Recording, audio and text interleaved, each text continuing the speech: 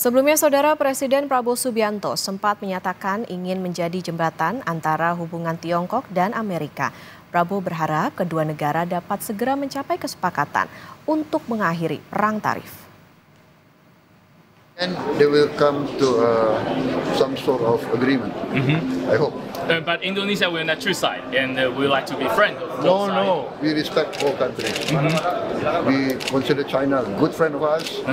We consider the United States also good friends. So we want to be the bridge. So you will not. Indonesia kena dampak langsung dan tidak langsung ketika Gemini dan Gemini perang tarif mengacak-ngacak tatanan dagang dunia. Ini adalah konteks Presiden Amerika Donald Trump dan Presiden Tiongkok Xi Jinping. Bagaimana posisi Indonesia? Berikut ulasan jurnalis Kompas TV Malaika Kridaman dan juru kamera Andika Ahadiat.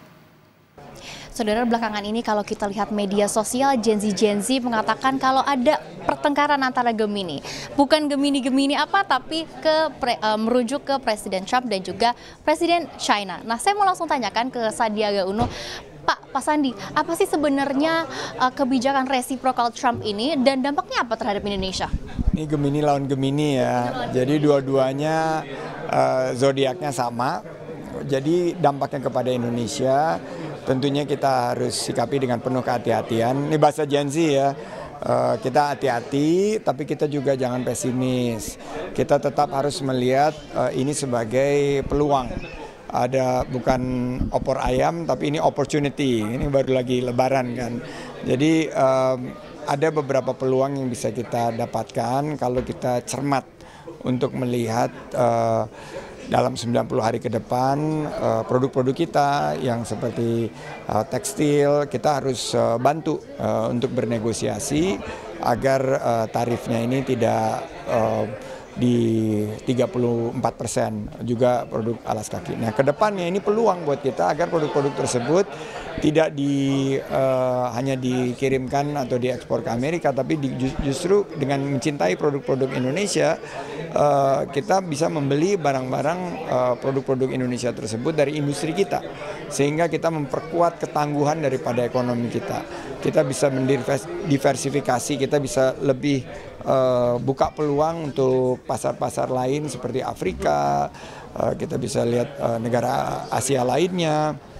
Dan ada peluang-peluang di bisnis kesehatan, di bisnis pendidikan, di industri hijau, ekonomi baru, teknologi yang kita justru bisa menarik investasi. Jadi kalau saya melihatnya bahwa ini masih menyisakan peluang, tapi tentunya kita harus berhati-hati karena dampak ekonominya ini akan gonjang-ganjing pasar keuangan, rupiah mungkin agak tertekan, tapi ini harus kita sikapi dengan selain kehati-hatian mencari peluang untuk tetap bisa optimis membuka peluang usaha dan lapangan kerja.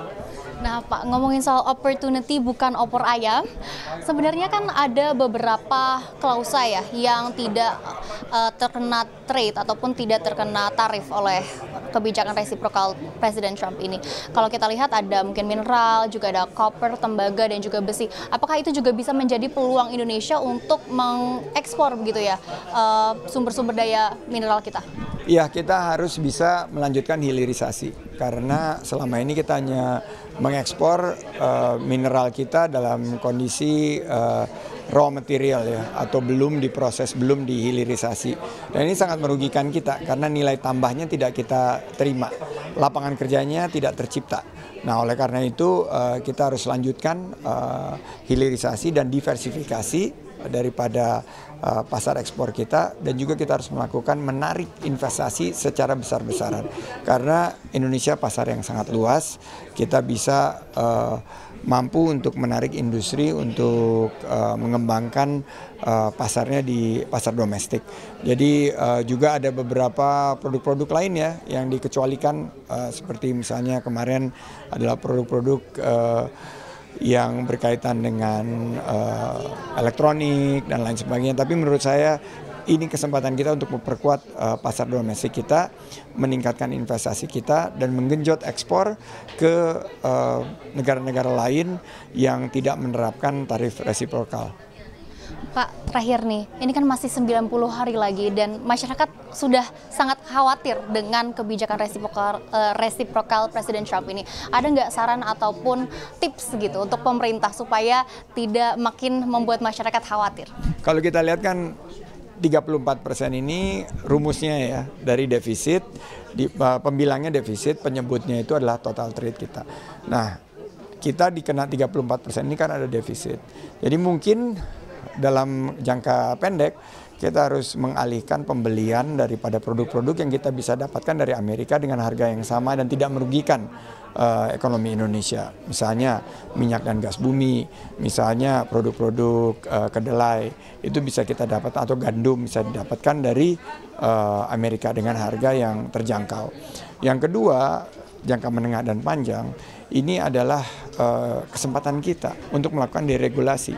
Beberapa kebijakan-kebijakan seperti kuota untuk produk-produk pangan itu udah jadul banget deh, udah nggak zaman sekarang, itu harus dipangkas karena itu jadi ekonomi rente sebelumnya. Jadi ini yang harus kita ganti dengan kebijakan-kebijakan yang lebih berpihak kepada masyarakat kita sehingga harga-harga kita bisa terjangkau, produk-produk pangan kita bisa diproduksi dengan efisien dan kita bisa menciptakan peluang usaha dan lapangan kerja yang luas karena ekonomi kita terus bertumbuh 5% plus minus dan kita mudah-mudahan bisa mencapai pertumbuhan yang lebih tinggi lagi. Terima kasih banyak Pak Sandiaga Uno sudah mau meluangkan waktunya untuk diwawancara bersama Kompas TV. Nah, itu dia saudara mudahnya memahami apa yang sedang terjadi, tepatnya kebijakan tarif resiprokal dari Presiden Trump. Namun tadi juga sudah dikatakan oleh Pak Sandiaga Uno, ada beberapa opportunity bagi Indonesia dan saat ini kami harus masih menunggu nantinya apa kebijakan dan langkah pemerintah supaya pertumbuhan ekonomi Indonesia tetap jalan, tetap stabil, dan kita berdoa bersama semoga ada keajaiban dan kita lihat nantinya apa dampak dari kebijakan resiprokal Presiden Trump ke negara kita, Indonesia. Malika Kridaman, Andika Hadiat, Kompas TV, Jakarta. Sedikit kami luruskan saudara, tadi Sandiaga Uno bilang tarif resiprokal Amerika pada Indonesia adalah 34%. Yang benar adalah 32%. Ini sekaligus sebagai catatan bersama bahwa tarif resiprokal 32% atas barang Indonesia yang masuk ke Amerika sedang dilobi oleh 3 menteri agar Presiden Amerika Serikat Donald Trump lebih lunak pada Indonesia.